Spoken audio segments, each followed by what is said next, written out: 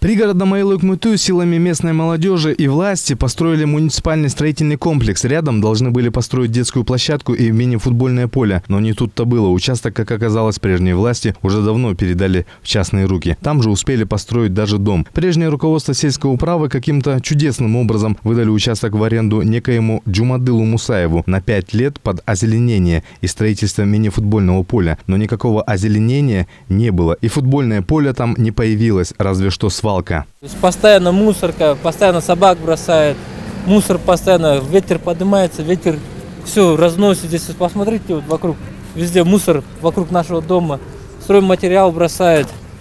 Чуть вонь здесь летом, вообще невозможно здесь жить.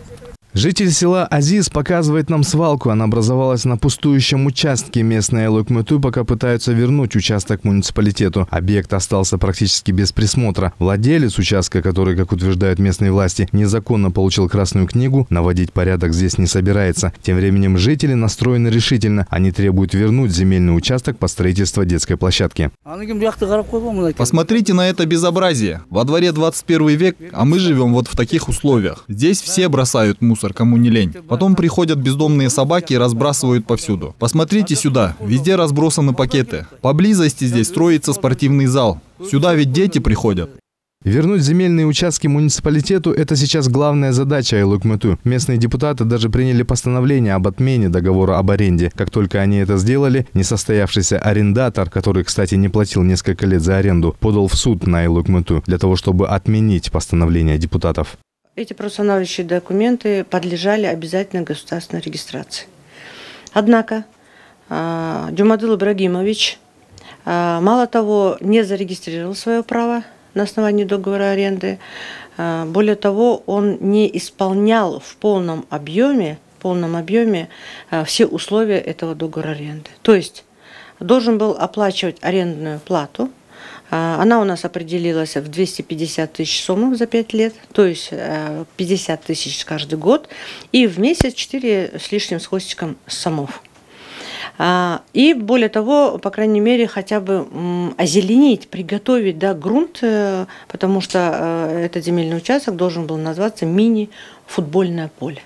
Сейчас разбирательства по земельным участкам продолжаются. На повестке 3 вопроса. Почему тогдашние депутаты выделили участок в аренду? Почему они дали разрешение на получение красной книги? И кто виноват? По некоторым данным, архитекторов, которые должны были измерить участок, сделать так называемое формирование, здесь не было. Я не знаю, по какой наслышке, у кого он услышал, но увидев, что на этом земельном участке построен временной конструкции большой спортивный зал, вот тут он уже начал торопиться и начал обращаться куда? В суды. Обратился он в 2 суда. В межрайонный суд Чуйской области обратился о признании административного акта, это постановление о выделении этого земельного участка, признание недействительным его, а в Аламудунский районный суд об устранении препятствий пользования этим земельным участком. Между тем, наша съемочная группа попыталась связаться с владельцем красной книги Джумадылом Мусаевым. Мы до него дозвонились, но встречаться с нами он отказался. Вот что он сказал по телефону.